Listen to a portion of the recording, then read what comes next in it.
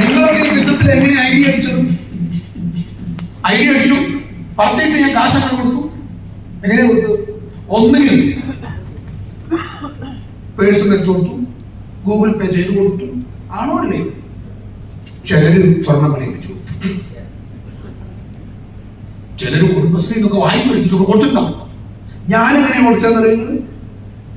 Hello, ഈ opportunity കേൾക്കുന്ന സമയത്ത് പർച്ചേസ് ചെയ്യാൻ പോലും എന്റെ പൈസ ഇല്ല.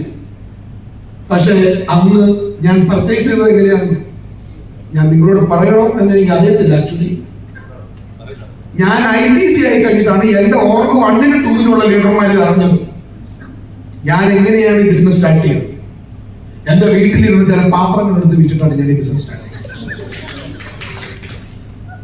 കാരണം ഈ 20 കൊല്ലത്തിനിടയ്ക്ക് എന്റെ ഭാര്യ കുറെ സ്വർണ്ണമായിട്ട് വന്നായിരുന്നു. ഓരോ ശനിയാഴ്ചയും കൂലി കൊടുക്കുമ്പോൾ ഷോട്ട് വരുമല്ലോ. പിന്നെ ഭാര്യയോട് ഒരു വളം, ഒരു മാല, ഊരി ഇങ്ങനെ എടുത്താൽ മലബാർ ഗോൾഡ് വരെ തീർന്നു. അതാണല്ലോ അവസ്ഥ.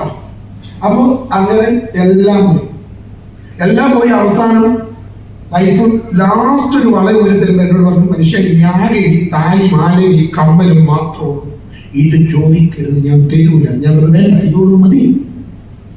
പക്ഷെ നമ്മുടെ അവസ്ഥയ്ക്ക് മാറ്റമൊന്നുമില്ലല്ലോ. അങ്ങനെ ഒരു പ്രത്യേക ഘട്ടത്തിൽ അവളെന്റെ അവസ്ഥ കണ്ടപ്പോൾ ചോദിക്കാതെ തന്നെ അവളെ കഴുത്തിൽ നിന്ന് താലിമാല ഊരിയിട്ട് അതിൽ നിന്ന് താലി മാത്രം അഴിച്ചെടുത്തിട്ട് ഈ മാല എന്റെ തന്നിട്ട് പറഞ്ഞു, ഇതും കൂടെ ഞാൻ തരാം. ഹലോ, അത് കഴിഞ്ഞു. പിന്നെ അന്ന് അവൾ പറഞ്ഞു, കമ്മൽ ഞാൻ ചത്താലും തരില്ല.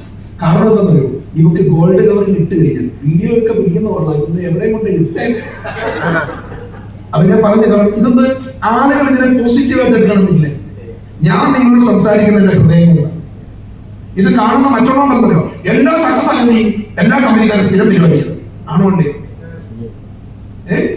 അപ്പോ ഞാൻ പറഞ്ഞത് അവസാനം ഗോൾഡ് കവർ കിട്ടാൻ ഇൻഫെക്ഷനാണ്, പ്രത്യേകിച്ച് കമ്മൽ പിറ്റേന്ന് ഹോസ്പിറ്റലിൽ കൊണ്ടുവരും. പക്ഷെ ഒരു പ്രത്യേക സാഹചര്യത്തിൽ അവള് ആ കമ്മൽ ഊരിയിട്ടുണ്ട് പറഞ്ഞു, ഈ തൂക്കലും കൂടി ഞാൻ തരാം. ഇത് താഴോട്ട് തൂങ്ങി കിടക്കുന്നതാണ്, മറ്റത് കാലം കിട്ടും. അതും പക്ഷെ എന്റെ ഞാൻ പറഞ്ഞില്ല, മക്കളൊന്ന് ഇംഗ്ലീഷ് മീഡിയം സ്കൂളിൽ കൊണ്ട് ചേർത്ത്. ഇംഗ്ലീഷ് മീഡിയം സ്കൂളിൽ പ്രശ്നമുണ്ട്, ഫീസ് കിട്ടുന്ന പരീക്ഷ ചെയ്യില്ല. അങ്ങനെ ഞാനൊന്ന് ടാക്സിയിൽ പോകും.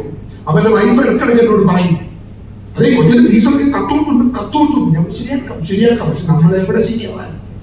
അവസാനം ഒരു ദിവസം ഞാൻ രാത്രി വണ്ടിയെ കൊണ്ടുവച്ച് വീട്ടിൽ വരുമ്പോൾ വൈഫിന്റെ മുഖത്തേക്ക് നോക്കുമ്പോൾ ആരെയും ഒരു അട്ട കടിച്ചിട്ടുണ്ട്. ഓക്കെ, അതിവിടെ കിടപ്പുണ്ട്, ഇതിനൊന്നും എടുത്ത് കളയാം, ഇല്ലെങ്കിൽ അതിന് എന്നെ കഴിയും. മേടിക്കൊന്നും വേണ്ട, എല്ലാവരും കയ്യാലും കാരണം നോക്കണം. അട്ട കടിച്ചിട്ട് ആരും ഇതുവരെ മരിച്ചില്ല. അങ്ങനെയാണ് ഞാനൊക്കെ പണ്ടേ മരിക്കേണ്ടത്. ഇനി എന്നെ തന്നെയാണോ എന്നറിയില്ല. എന്റെ ആണെങ്കിലും കുഴപ്പമില്ല, ഞാൻ ഈ കാട്ടി കിടന്നിട്ട് ഒരുപാട് അട്ടകൾ കണ്ടിട്ട് ഇവിടെ വന്നു. സാനിറ്റൈസർ ഉണ്ടെങ്കിൽ ഓക്കെ. ഞാൻ രാത്രി വണ്ടിയെല്ലാം കൊണ്ടേ വെച്ച് വീട്ടിൽ വരുമ്പോ അക്കടിച്ചാണ് കിട്ടിയിട്ടുണ്ടെങ്കിൽ വേറെ ആരും കാലം നോക്കണം. അട്ടയ്ക്ക് വരെ അറിയാം ITC-നെ കിട്ടുന്നതുകൊണ്ട് അട്ട CTC-നെ വെച്ച് അഡ്ജസ്റ്റ് ചെയ്യും. അപ്പൊ എനിക്ക് ഓക്കെ ഞാൻ പറഞ്ഞ പോയിന്റിലേക്ക് വാ. അതായത് ഒരു ദിവസം ഞാൻ രാത്രി വരുമ്പോൾ വൈഫിന്റെ മുഖത്തേക്ക് നോക്കുമ്പോ എന്തോ ഒരു കുറവ്. ഞാൻ ഒന്നുകൂടെ ഇങ്ങനെ നോക്കി. അപ്പൊ എനിക്ക് ഇവിടെ കാതില് ഈ കമ്മല് കാണുന്നില്ല, പകരം 2 കമ്മലിനെ കുത്തി വെച്ചിട്ടുണ്ട്. ഞാൻ കമ്മൽ എവിടെ പോയി? കാരണം അത് ഞാൻ കൊണ്ടുപോയിട്ടില്ല. അപ്പൊ ഇവളെന്റെ മുഖത്തേക്ക് രൂക്ഷമായി നോക്കിയിട്ടുണ്ടെങ്കിൽ എന്നോട് പറയും, ഞാൻ കമ്മൽ കിടന്നല്ലോ, കൊച്ചു പരീക്ഷ എഴുതില്ല എന്ന് പറയുന്നത് ഒറ്റ നോക്കാം. അപ്പൊ പിന്നെ എല്ലാം പെട്ടെന്ന് മനസ്സിലാവും. പിന്നെ ഒന്നും പറ്റിയില്ല. പക്ഷെ ഇവിടെന്ത് ചെയ്യുന്നറിയോ, പിന്നെ ഇവക്ക് ആകെ വീട്ടിലുള്ള സ്വർണ്ണം ഊരി വെച്ചൊരു താലിയാണ്. ഇവക്ക് മനസ്സിലായി ഇങ്ങനെ പോയാൽ അതും കൂടും. ഈ പെണ്ണുങ്ങൾക്ക് താലി എന്ന് പറഞ്ഞാൽ അതിനോട് സെന്റിമെന്റ് ആണല്ലോ. ഒരു ദിവസം ഇവിടെ അമ്പലത്തിൽ പോയി പറ്റിയോ, ഈ താലി ഭണ്ഡാരത്തിൽ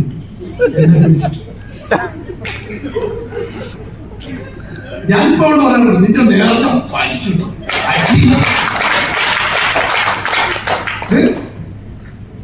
കടം മേടിക്കാനുള്ളത് പണ്ടേ മേടിച്ച് 4 നാളെ മേടിച്ച് നശിപ്പിക്കുകയും വിറ്റ പൈസ എനിക്ക് ഒന്നുമില്ല. അങ്ങനെ നിൽക്കുമ്പോ എന്റെ അച്ഛൻ പറഞ്ഞു, നിനക്കിപ്പോ തൽക്കാലം കുറച്ച് പൈസ വേണം, നീ വാങ്ങുമ്പോൾ എന്നെ കൂട്ടി. ഈ പഴയ വീടിന്റെ പുറകിൽ ഒരു മുറിയുണ്ട്. അപ്പോ ഇവിടെ പണ്ട് ഇപ്പൊ ഒക്കെ നമ്മുടെ സഹോദരിമാരൊക്കെ പ്രസവത്തിനൊക്കെ വന്നിട്ട് പോകുമ്പോൾ നമ്മൾ വാഷിംഗ് മെഷീൻ, റെഫ്രിജറേറ്റർ ഒക്കെ കൊടുത്തോളൂ അല്ലേ? എന്റെ അമ്മ എന്നെയൊക്കെ പ്രസവിച്ചിട്ട് വരുമ്പോഴേ അമ്മയുടെ അച്ഛൻ നല്ല ചെമ്പ്, പട്ടണം, ഓട്ടുരുളി ഇങ്ങനത്തെ സാധനങ്ങളാണ് കൊടുത്തു വിടുന്നത്. അത് ഞാൻ കുറെ വയറൊക്കെ അതൊക്കെ ഞാൻ ഇട്ടിച്ചല്ലോ. അപ്പൊ ഇതൊന്നും ഉപയോഗമില്ല. ഇങ്ങനെ കുറെ പാത്രങ്ങൾ ഇങ്ങനെ അടുക്കി വെച്ചിട്ടുണ്ട് ഒരു മുറിയിൽ, പ്രത്യേകിച്ച് ഉപയോഗമൊന്നുമില്ല. പക്ഷെ അമ്മ ഇടക്കിടക്ക് എന്ത് ചെയ്യുന്നറിയോ, ഇതെടുത്ത് നന്നായിട്ട് കഴുകി വെയിലത്തൊക്കെ വെച്ചോട്ട്. ഞാൻ ചമയുന്നത് അതൊക്കെ എനിക്ക് എന്റെ അച്ഛൻ തന്നതാണ്. ഭയങ്കര അറ്റാച്ച്. ഒരു എന്റെ അച്ഛൻ ഈ ബേക്കറിലേക്ക് കൂട്ടിക്കൊണ്ടുപോയി ഇത് തുറന്നു. കാരണം പുള്ളിക്ക് ഇൻസുലിൻ തുടങ്ങിയിട്ടുണ്ട് 200 രൂപ. പുള്ളിയാണ് എനിക്ക് പൈസ ഉണ്ടാക്കാൻ വഴി പറഞ്ഞു തരാൻ. അതിൽ കൂട്ടിക്കൊണ്ട് പോകുന്നത് ഒരിക്കലും തുറക്കാത്ത ഒരു മുറിയിലേക്ക്. ഞാൻ ഇയാൾ ഇവിടെ കൊണ്ട് എന്താ വെച്ച് അവിടെ ചെന്ന് പുള്ളി എന്നോട് ചോദിച്ചു, നീ ആ മുറിയിലുണ്ടോ? ഞാൻ നോക്കി, എന്ത് ആ പാത്രങ്ങൾ കണ്ടില്ലേ എന്നോട് പറഞ്ഞു, ഇത് കൊണ്ട് വിറ്റാൽ മതി, എന്നൊരു ആവശ്യമുള്ള പൈസ കിട്ടും. ഞാൻ പറഞ്ഞു, ഇത് വിൽക്കാതെ? കാരണം ഞാൻ അതിനെക്കുറിച്ച് ചിന്തിച്ചിട്ടില്ല. ഞാൻ പറഞ്ഞു, എന്ത് കഥ പറയുന്നത്? കാരണം ഇതേതാ മുതലെന്നറിയാമോ? അമ്മത്തെ എന്നെ കൊല്ലും. അതാണ് അയനത്താണോ ഇറങ്ങിയോട് എടുത്ത് പുറത്തു വെക്കുന്നത്. അങ്ങനെ ഞാൻ എന്റെ അനിയനെ കൂടെ വലിയ മാത്രമോ 3-4 ചെമ്പെടുത്ത് പുറത്തു കൊണ്ട് വെച്ചു. ഇതുകൊണ്ട് വെക്കും. അപ്പൊ ഞാൻ നോക്കുമ്പോ ഈ ആക്രിക്കാർക്ക് കൊടുക്കുന്ന എങ്ങനത്തെ ചെമ്പ ചളിഞ്ഞിട്ട് തുളഞ്ഞിറക്കിയില്ല. ഇതിനൊരു കുഴപ്പമില്ല. ഞാൻ ഇതിപ്പോ എങ്ങനെ വെക്കും? ഇത് നല്ലതല്ലേ? പുള്ളി ചോദിച്ചു, ഇതാ നിന്റെ പ്രശ്നം. അവിടെ ഒരു വിറക് ഷെഡ് ഉണ്ട്, അതിന്റെ അടുത്തൊരു മഴ കോടാലി ഇരിക്കുന്നുണ്ട്. എന്റെ അച്ഛൻ ഈ കോടാലി എടുത്തിട്ട് ഈ പാത്രത്തിൽ ഒരു 4 അടി. ഞാൻ എല്ലാം പറഞ്ഞു കൊണ്ടുപോയി. അങ്ങനെ കൊണ്ടുപോയി 16,700 രൂപയ്ക്ക് ആ പാത്രങ്ങൾ തൂക്കി വിറ്റിട്ട് 15,000 രൂപയ്ക്ക് പർച്ചേസ് ചെയ്തിട്ട് 1,700 രൂപ